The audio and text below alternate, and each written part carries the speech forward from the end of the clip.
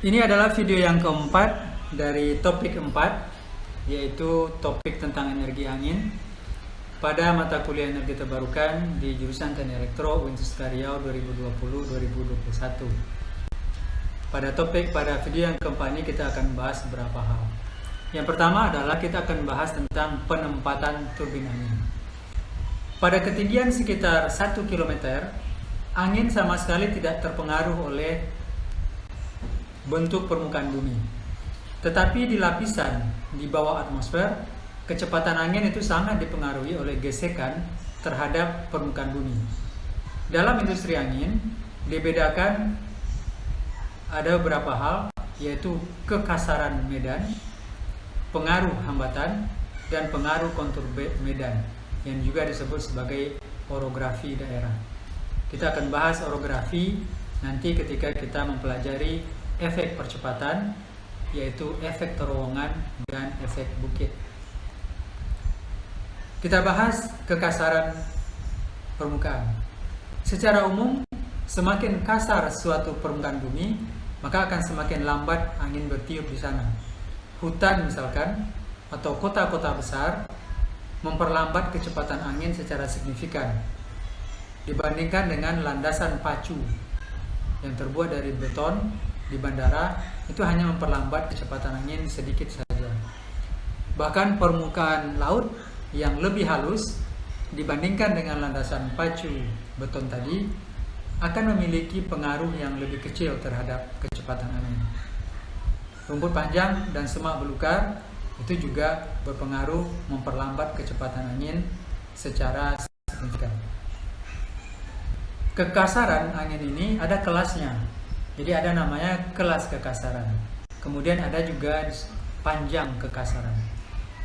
Kelas kekasaran atau panjang kekasaran permukaan itu digunakan di industri energi angin.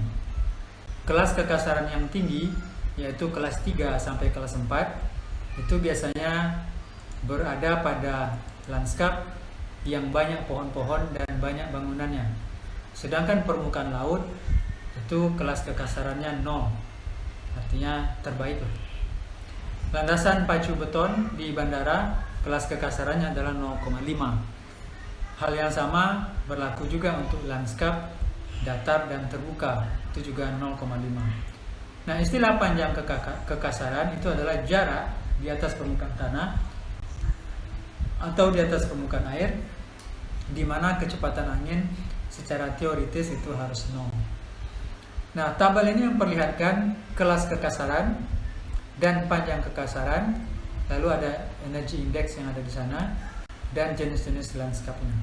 Misalkan, kelas kekasaran 0, itu terbaik, panjang kekasarannya hanya 0,0002 meter. Energy indexnya adalah 100, dan ini terjadi pada permukaan air, misalkan permukaan laut. Itu paling baik. Kemudian yang juga bagus adalah kelas kekasaran 0,5, yaitu medan terbuka, permukaannya halus, misalkan landasan pacu beton di bandara atau rumput yang dipangkas. Kelas kekasaran 1 misalkan area pertanian yang terbuka, tidak ada pagarnya, serta tidak ada bangunannya, ataupun kalau ada bangunannya sangat tersebar, tidak numpuk di suatu tempat, dan hanya ada bukit. Kalaupun ada bukitnya itu bagus bulatnya gitu, tidak turun naik secara drastis. Kelas kekasaran berikutnya adalah kelas 1,5. Kelas kekasaran ini makin besar makin buruk ya. Misalkan yang 1,5 ini lahan pertanian dengan beberapa rumah di sana, lalu ada pagar setinggi 8 meter di situ dengan jarak kira-kira 1250 meter pagarnya itu. Lalu kelas kekasaran nomor 2, yaitu lahan pertanian dengan beberapa rumah di sana, ada pagar tanaman setinggi 8 meter dengan jaraknya sekitar 500 meter. Lalu kelas kekasaran 2,5, itu lahan pertanian dengan banyak rumah, lalu ada semak-semak dan tanaman atau pagar tanaman setinggi 8 meter dengan jarak 250 meter. Kelas kekasaran yang ketiga, desa atau kota kecil atau lahan pertanian yang banyak rumah dan banyak pagarnya, atau bisa juga hutan kecil atau medan yang sangat kasar atau yang tidak rata. Kelas kekasaran 3,5 adalah kota besar dan gedung-gedung tinggi. Dan yang paling buruk adalah kota yang sangat besar, kota-kota metropolis dengan gedung-gedung pencakar langit. Itu sama sekali tidak cocok untuk memasang turbin angin di sana. Yang berikutnya mau kita bahas adalah angin geser atau shear wind. Angin geser akan dijelaskan pada grafik yang sebelah kanan ini. Jadi grafik ini menunjukkan bagaimana kecepatan angin bervariasi berdasarkan dengan ketinggiannya. Ini kita mengambil lokasi dengan kelas kekasaran 2, yaitu lahan pertanian dengan beberapa rumah dan pagar tanaman dengan interval 500 meter. Asumsinya adalah angin bertiup 10 meter per detik pada ketinggian 100 meter. Jadi ini ketinggian 100 meter, kecepatan anginnya adalah 10 meter per detik. Profil angin yang lebih lambat akan semakin jauh ke bawah, maka anginnya akan semakin lambat. Nah, ini yang disebut dengan angin geser. Angin geser juga penting ketika kita merancang turbin angin, karena kadang-kadang kita mendapatkan data kecepatan angin tapi pada ketinggian 100 meter. Sementara turbin angin yang mau kita pasang itu ketinggiannya tidak 100 meter, tapi misalkan hanya 40 meter. Misalkan ada turbin angin dengan ketinggian 40 meter, ketinggian hubnya 40 meter, nanti saya jelaskan apa itu hub itu. Berarti ketinggiannya di sini 40 meter dan diameter rotornya 40 meter. Ini adalah hubnya, diameter rotornya adalah 40 meter. Maka angin akan bertiup dengan kecepatan 9,3 meter di sini, di ujung bilah ini. Jadi ujung bilah ini akan dikenai angin dengan kecepatan 9,3 meter per detik. Sementara ujung bilah yang bawah kecepatan anginnya 7,7 meter per detik. Jadi ada dua kecepatan angin yang tidak sama mengenai turbin angin yang sama pada saat yang bersamaan. Nah, inilah yang disebut dengan angin geser. Berarti gaya yang bekerja pada bilah rotor saat berada di posisi atas itu jauh lebih besar daripada gaya yang bekerja pada saat dia berada di posisi bawah. Nah, ini penting untuk angin geser ini penting ketika Anda merencanakan sebuah turbin angin. Hari hujan ya, mudah-mudahan masih kedengaran. Nah, kecepatan angin pada ketinggian tertentu di atas permukaan tanah itu bisa dihitung dengan rumusan berikut. V sama dengan V referensi dikali dengan ln Z dibagi Z0, lalu itu semua dibagi dengan ln Z referensi dibagi dengan Z0. Apa itu V? V adalah kecepatan angin pada ketinggian Z di atas permukaan tanah. V referensi adalah kecepatan angin yang sudah kita ketahui pada ketinggian Z referensi. Seperti tadi di sini, ketinggian angin yang Z referensinya adalah ini tadi 100. Pada ketinggian 100 meter, kecepatan anginnya 10 meter persegi. Sementara V itu adalah ketinggian kecepatan pada ketinggian 40 meter. Lalu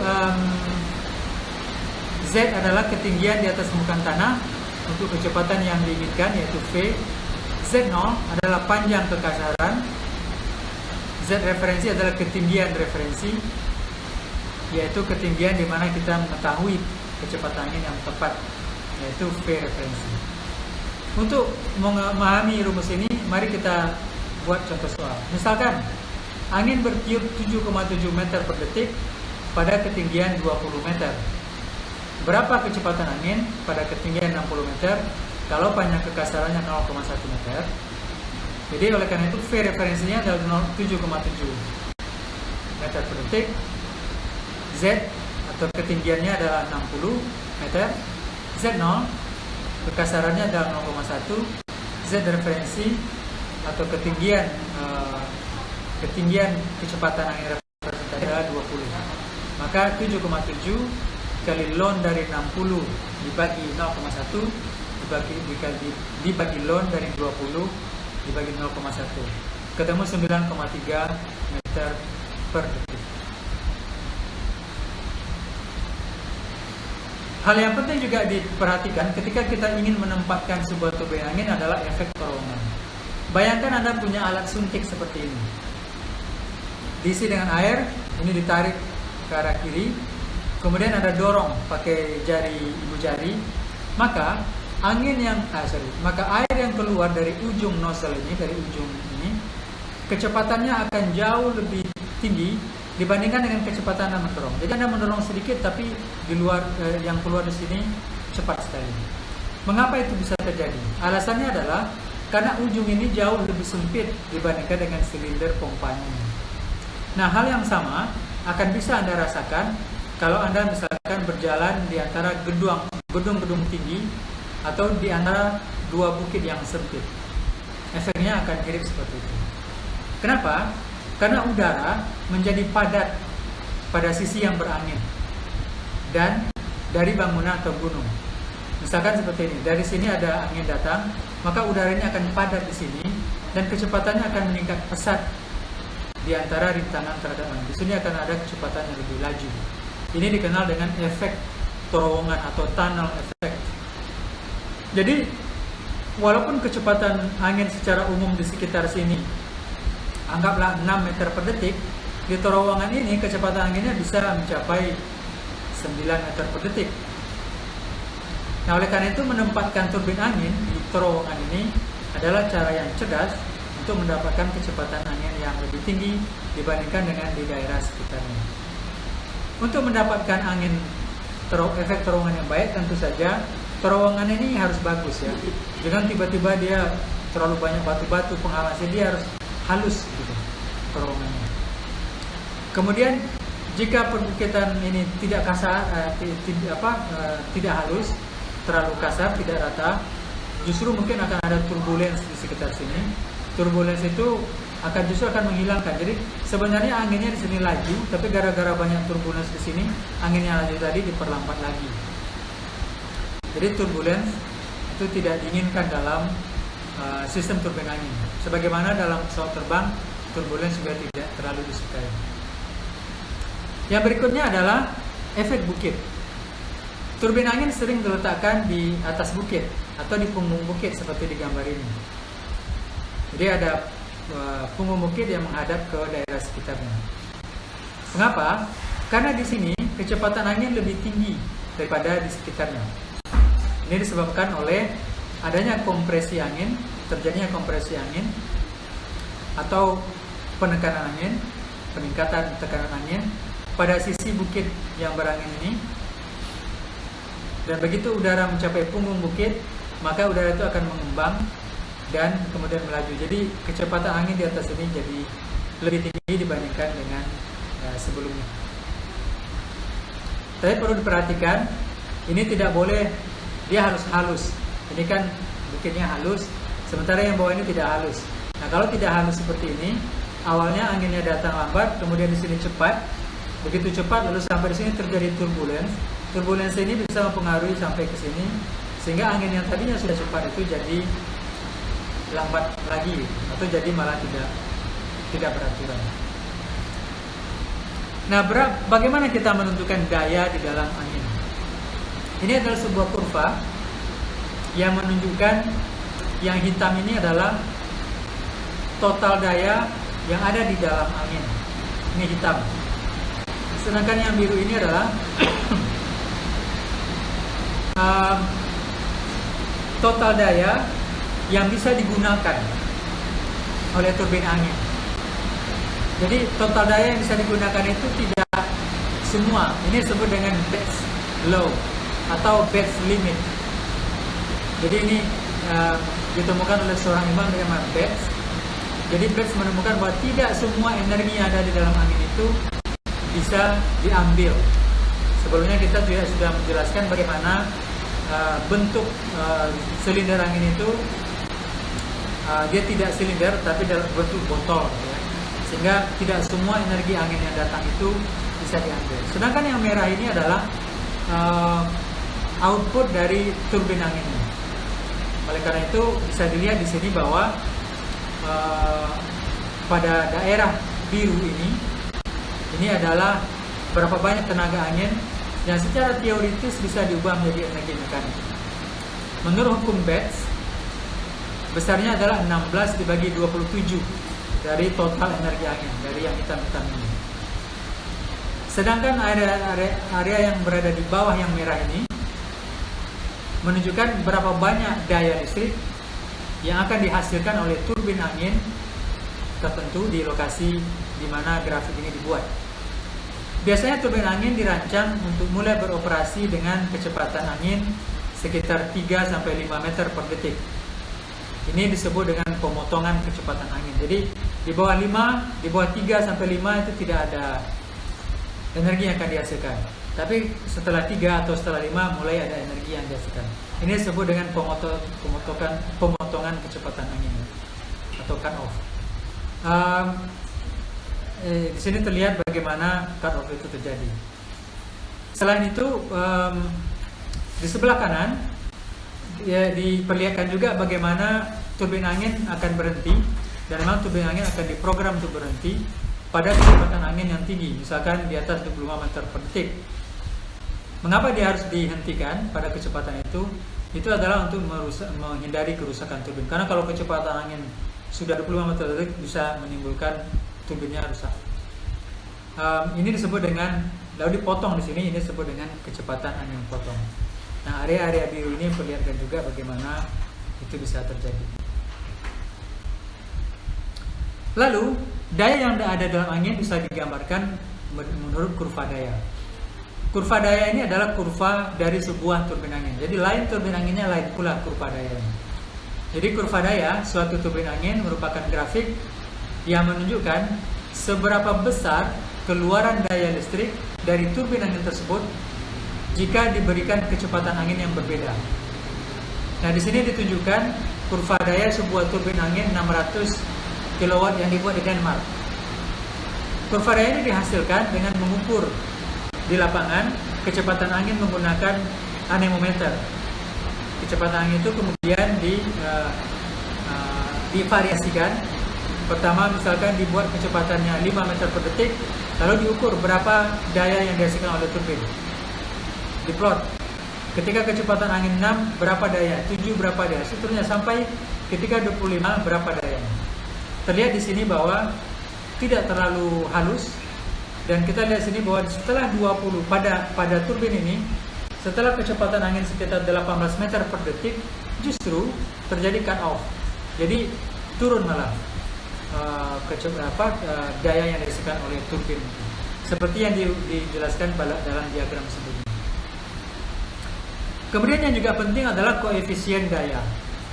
Koefisien daya itu memberitahu kita seberapa efisien sebuah turbin angin mengubah energi angin menjadi listrik.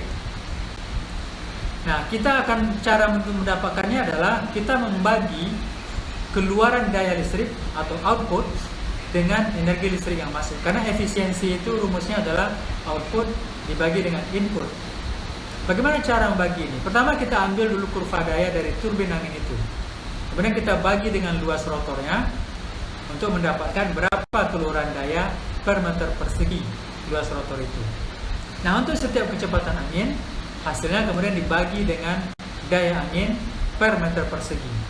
Nah, grafik ini menunjukkan kurva koefisien daya untuk sebuah turbin angin di Denmark. Terlihat di situ rata-rata efisiensinya adalah sekitar sekitar di sini ya. Kebanyakan sekitar sini sekitar sedikit melebihi 20%.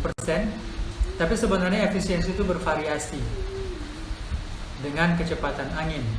Jadi seperti di sini pada kecepatan angin 0 sampai 4,5 baru mulai, kemudian efisiensi begitu naik 4,6, 4,7 sampai 5, koefisien dayanya naik begitu cepat sampai memuncak pada kecepatan anginnya 10 meter per detik. Tetapi setelah kecepatan anginnya di atas 10 meter per detik, malah koefisien dayanya turun. Efisiensi mekanik dari turbin ini yang paling tinggi adalah 44 atau 0,44, dan ini terjadi pada kecepatan angin sekitar 9 meter per detik. Nah, koefisien daya ini digunakan oleh para insinyur yang merancang turbin angin. Pada kecepatan angin yang rendah, efisiensi tidak begitu penting karena biasanya justru tidak ada energi yang bisa dipanen. Tapi dan pada kecepatan angin yang tinggi, turbin justru akan membuang energi yang berlebih. Oleh karena itu, efisiensi yang paling penting adalah berada di sini, di wilayah kecepatan angin di mana sebagian besar energinya bisa ditemukan. Oke, demikianlah kira-kira materi pada video yang keempat ini. Kita sebelumnya sudah belajar tentang penempatan turbin angin, kemudian kita belajar tentang daya